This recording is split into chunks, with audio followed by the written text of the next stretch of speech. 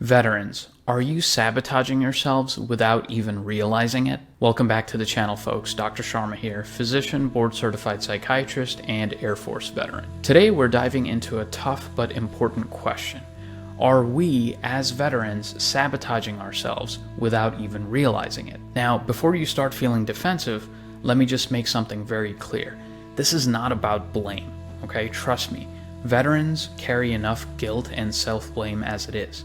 This is about understanding our behaviors, these behaviors that we've been trained to do, things that may have served us well when we were in uniform, but now are holding us back in civilian life. Let's figure out how to actually reverse those patterns as well. Let me start with a story that changed the way that I look at things. Back when I was a flight surgeon in the Air Force, one of my duties was investigating aircraft crashes. Part of my job was to listen to cockpit voice recordings over and over again because I was the human factors expert on the team, keeping in mind that a lot of the time these aircraft crashes resulted in the deaths of the people on board. My job was to identify if something was off in the crew's voices, stress, reaction times, the words that they used. But here's the thing, those were the last words of the people on board. It started to wear on me over time. I developed this intense anxiety about flying, which is ironic for a flight surgeon, right? So whenever I flew with aircrew, my heart would start to race, my palms would sweat, and my mouth would go dry. I'd catch myself thinking, what if these are our last words that the squadron will hear, that our family and friends will hear? I started avoiding flights because of this. I told myself I was just way too busy in the clinic. I told others I was bogged down with patients or admin tasks. Although it was partially true that I was busy, but I still had time for flying, right? Really what it was is my brain was trying to protect me from discomfort and the danger that it perceived to be there. Because my brain was thinking any one of these flights can result in a crash, and that is very likely. That was a wrong thought for my brain to have, but that's what it was doing. And the problem, it kept me from functioning as aircrew. Luckily, a psychiatrist friend of mine stepped in.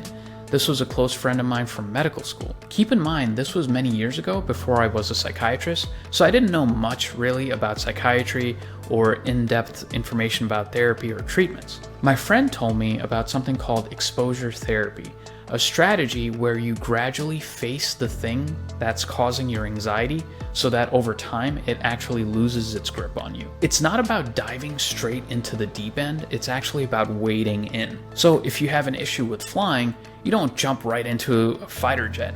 You take it slow. For me, it started with writing out scenarios about flying and sitting with the anxiety.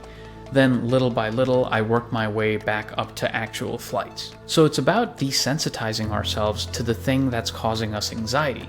Because the more we avoid it, the more we sensitize ourselves to it, which means our anxiety actually gets worse. Here's the thing though, this avoidance pattern wasn't protecting me, it was actually sabotaging me, right? And as veterans, many of us fall into the same pattern. Maybe it's not flying for you, right? Maybe it's other things that we have to do on a regular basis, going into crowds, grocery stores, or even social gatherings. A lot of veterans will tell me about their difficulties with these things and more. The more we avoid these exposures, the worse our anxiety gets, because our amygdala, which is our brain's fight or flight center, which I've talked about a lot, stays on high alert. Avoidance reinforces the fear, and that's self-sabotage without us even realizing it. So what can we do? We have to reverse this pattern. It's not easy, but with small gradual steps, we start to work on reducing the anxiety. And if you're struggling with PTSD or anxiety and want even more guidance and worksheets, I've got a course tailored for veterans, links in the description if you're interested. Now let's talk about another way we might be holding ourselves back: anger and irritability. I could probably do a bunch of videos on this one. In the military, we're trained to react quickly, right? Split-second decisions can save lives.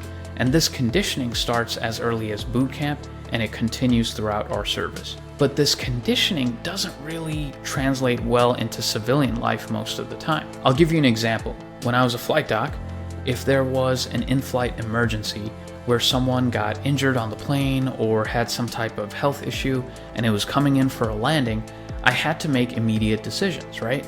assess the injured, figure out what their needs are, and then decide whether to send them to the clinic or the hospital. Fast. That same quick reaction training, though, showed up in my personal life in different ways. Road rage, snapping at family, losing my temper over minor frustrations, right? Does that sound familiar? The problem is, these quick reactions can harm our relationships with our partners, our kids, our coworkers, supervisors. The issue is, this happens in the moment, and it's hard to control it and catch it before it escapes us. Maybe we say or do something really hurtful, and then we regret it later. So what's the fix? Pause, breathe, and reflect. It sounds simple, but it's actually a game changer. When you feel your anger boiling up, you take a step back, metaphorically and physically. Now, I'm not saying this is easy. It's a gradual process that we work on for actually reversing our behavior. That split-second pause can help you recognize your emotions and actually respond differently to the situation. Things actually become clearer in the moment, and you realize, hey, I actually don't have to react this way. There's a better way to respond, and I won't hurt anyone else, plus my blood pressure won't go through the roof. Now, you won't always get it right. It's a process, but over time, it gets easier. Whether it's avoidance that we talked about or anger, these behaviors can really sabotage us. But the good news is they don't have to. We can work on reversing these patterns. Start small, that's key. Be patient with yourself, and remember, this isn't about blame, it's about growth. Let's stop sabotaging ourselves and start taking back control of our lives. You know you've been through tougher battles than this, and you got this. That's it for today's video. I hope this was helpful for you guys to take a deeper look at how we as veterans might be sabotaging ourselves without even knowing it. If you found this helpful, please like, comment, and subscribe to my channel. It really helps, and it tells me that I'm doing something right. Also, please drop a comment below about your thoughts on the topic, and if you have requests on what to cover in the future, I'd be happy to make a video on it.